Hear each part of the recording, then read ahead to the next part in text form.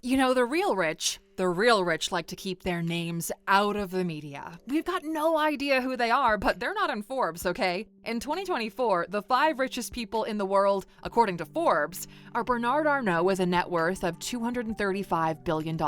Then Jeff Bezos, followed by Elon Musk, Mark Zuckerberg, and Larry Ellison. Now, you might know Bernard Arnault. He's the head of LVMH, the luxury goods company that owns brands like Louis Vuitton and Christian Dior.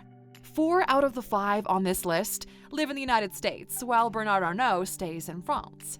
They're all from the Western world. Surely that's a great feat for the West. But in a society that's so media-focused, for many of these men, their wealth is tied to the world's idea of just how wealthy they are. They want their names plastered all over the headlines because they believe it increases their value. And we'll probably never know who the true richest in the world are. Their wealth isn't tied to other people's perception of them, no. It's tied to their control. And it's hard to be in charge when everyone knows who you are and what you're doing. We've heard a lot about the Rothschilds and the Rockefellers, and based on how difficult it is to get information on them, their influence and wealth may well extend far beyond what we could ever imagine. And then there's the money in the Middle East and Asia. In the Middle East and parts of Asia, the emphasis on family and tradition is still very strong. It's far stronger and more connected than the West. And these strong familial ties date back hundreds of years, sometimes thousands. In Asia, wealth traditions have been around for many generations, and in some cases, with really old wealthy families, the treasures are hidden and family members have been taught to keep it that way. Never display your wealth because then people will be watching you.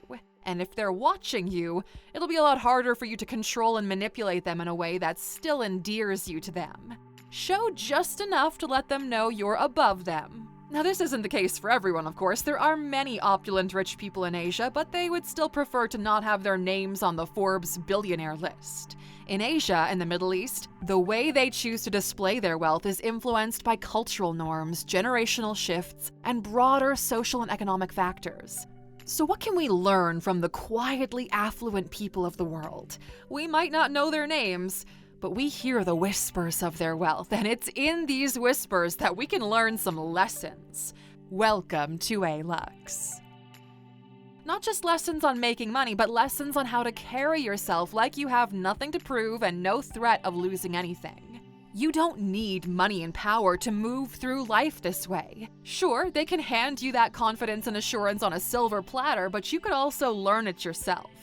When you move like you've got nothing to prove, people start to pay attention. Humans are drawn to that confidence, so here's how you can get it. First of all, the most obvious one is the value of privacy.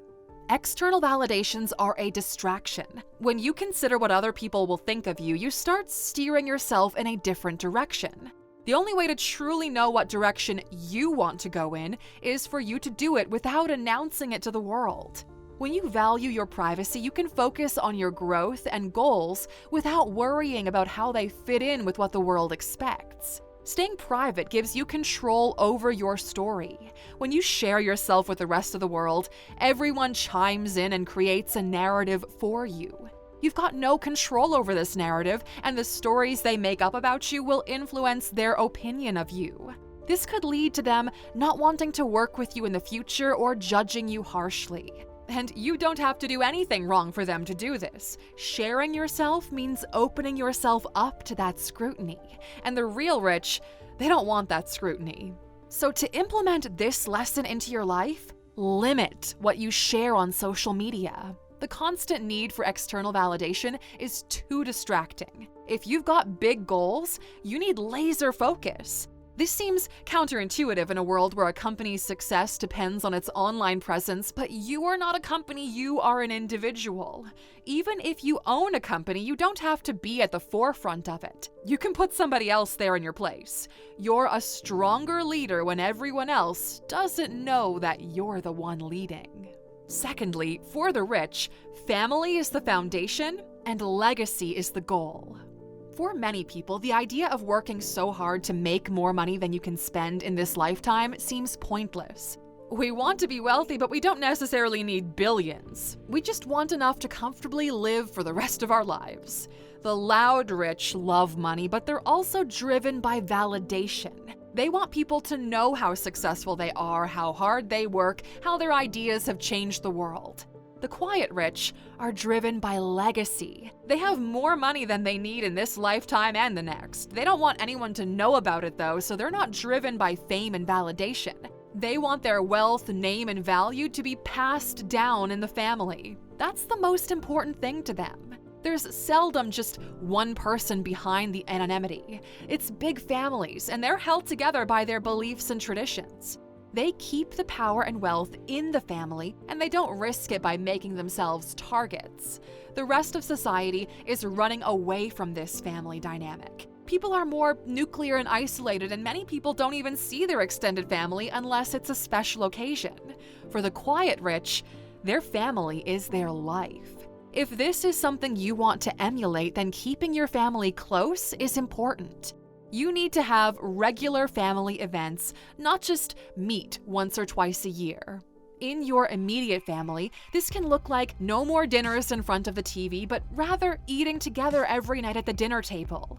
In your extended family, it could look like hosting more fun, family-oriented events and meetups. You also need to establish core values that you want to instill in your family. These could range from integrity, hard work, and generosity to innovation, networking, and resilience. Your family should move as a unit, and they should trust and respect you. You have to be wise, understanding, and firm. You have to know how to share lessons in interesting, non-judgmental, and non-patronizing ways. Your family isn't going to be as motivated to listen to you at first. You don't have endless amounts of money to hold over them, so you just have to make sure that they genuinely like you, respect you, and want to make you proud. Your actions build your legacy. Next, the quiet rich focus on simplicity and frugality.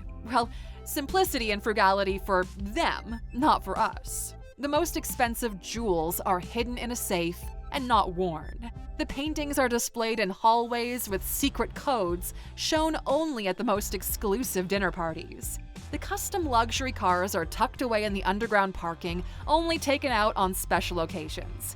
They speak softly, wear demure colors, and spend most of their time with other people who run in the same echelon as they do. And most importantly, simple living is how many of them become wealthy in the first place. And if the wealth was accumulated before the current generation, well, those stories would be passed down. It takes a lifetime to build that kind of wealth, sometimes many lifetimes. It takes one moment and one person to destroy it all. So everyone has to fall in line, and to do that, to get everybody on the same page, you have to keep things simple. They may not have budgets, but they're also not consistently spending beyond their means. You don't get rich by buying material things for yourself, and you don't stay rich by doing it either. You develop that wealth when you're able to live far below your means and invest as much as possible, which is going to bring us to our next point, and you can find that next point in this lesson on the Alux app. It's the only app of its kind ready to tailor-make your very own unique learning path to systematically level up your life across 5 of the most important areas. We call them the 5 pillars of a good life: financial health, physical health, emotional wellness, relationship wellness, and intellect. Every day you're delivered a fresh coaching session from one of these 5 themes, and little by little, all of the insights you gain compound into some pretty serious and measurable growth. If you haven't already, go to Alux.com/app and start your free trial today and just watch your life transform.